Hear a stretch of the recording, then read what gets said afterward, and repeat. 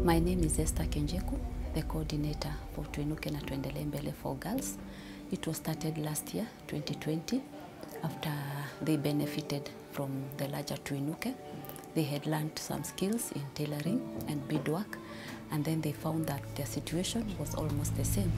Most of them are young mothers, some who did not even complete secondary school due to early teenage pregnancy, and they thought that if they did it as a group, they would be able to help one another and support one another. Since they are young girls who have no income, they work with waste materials. We have come to learn that waste material can also be something that you can use to get income, and the waste material is something you can just get around. You don't have to pay for it, and then you can generate some income after you add value to it. We work with papers, waste papers, the ones for photocopies, the ones for calendars, old used calendars, and also newspapers, which we use to create jewelry like necklaces, earrings. We also use bottle tops for jewelry. For table mats, we use waste newspapers to make bowls, which we can use for displaying some of our items, like earrings. You can display them in bowls. Instead of going to buy a bowl, you just make one out of a newspaper, and then we use them for display. This has made them open up their minds that you can use what you have to get some income, and you don't have to go for new things, so that you can earn something.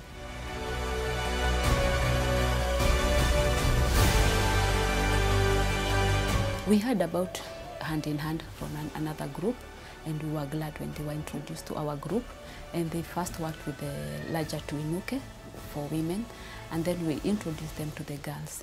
The products that they brought on board came in handy for the girls because they have detergents, they have stain removers, they have lotions, which the girls make and they do sell to their neighbors.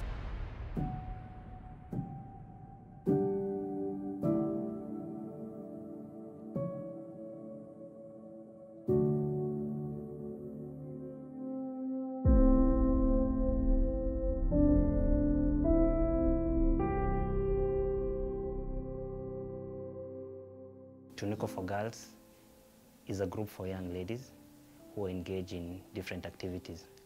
But when I met them, they were doing a course on tailoring. Tailoring they were doing here at this premise.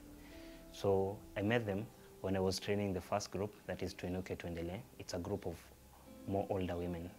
And in the course of our interaction, informally identified their needs that I thought Hand in Hand will play a big role in helping them. The first one was the economic condition, and the second one was to help them in the skills that they are learning on tailoring. They can do it professionally and something that they can earn a living from. So we taught them quite a number of things, the first one being on group dynamics, how they can manage their groups, how they can run their groups effectively. The second one was about savings, how they can pull their resources together and do something substantial. The savings included the table banking and the merry-go-round. Since we're implementing a waste management project, we came strong and taught them about the value of waste, to change their perception and to see waste as a resource, something that they can get an income from. From the thoughts and from provoking their minds, they started doing innovative things, which they earning money from it. The first one, they did bags from the purchase of the leftover clothes from the tailors or from them as a group. The second one, they did charcoal briquettes, an alternative to the normal charcoal that we know. The other thing they did necklaces from old calendars, which they sell to people, and they earn some cash from it. This year, we were informed about the competition by Hand in Hand, where they wanted to see what people are doing with waste and to make us more aware about waste management. And they organized a competition that involved groups around and beyond. So we went for the competition and we participated. We went with our items. We got a bigger view of what waste is. sometimes we just think that waste is just what the paper and maybe the food that is left in the house, but we have seen waste. We saw bones, we saw bottles make a house, we saw plastic bottle lids make a rope for children that they can use to skip, and it's long lasting. So we're just amazed at what waste is and how waste surrounds us, that we don't know that what we have is wealth. Eco Challenge was among the project deliverable.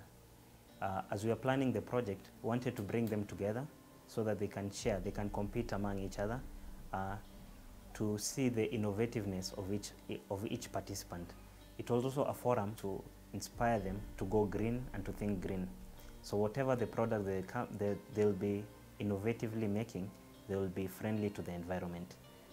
It will also help in poverty eradication in terms of whatever they earn from this, they'll be able to improve their living conditions.